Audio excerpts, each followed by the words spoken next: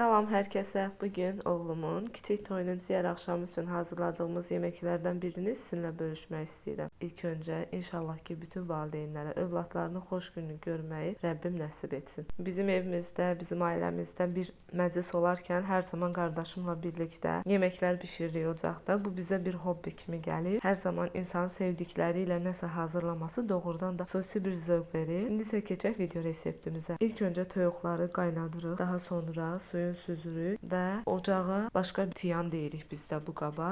Əlavə edirəm. Üzərinə yağ və qoyunun quyruğundan əlavə edirəm. Təxminən 8-9 kilo toyuq əti var idi.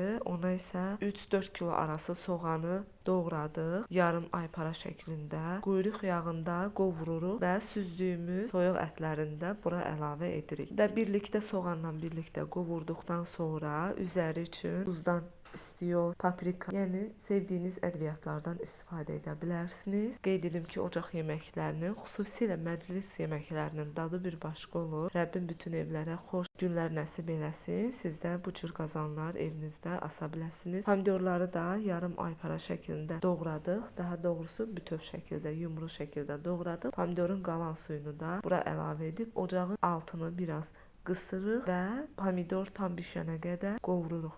Bu da bizim yeməyimiz hazırdır. İzlədiyiniz üçün təşəkkür edirəm. Videonu səsləndirərkən həqiqətən də qəribə yenidən bir həyəcan hiss elədim. İnşallah ki bu xoş həyəcan, xoş sevinç hər kəsin evinə nəsib olsun və ən əsası bu sevincinizi, bu həyəcanınızı doğrudan da sizinlə yaşaya bilən və sizin sevindiyiniz kimi sizinlə sevinə bilən, ürəkdən sevinə bilən, üzündəki təbəssüm qədər qəlbindəki sevinc olan insanlarla birgə yaşamağı Rəbbim nəsib etsin. İzlədiyiniz üçün təşəkkür edirəm. Dadlı və ləzzətli reseptlər üçün izləmədə qalın. Hələlik.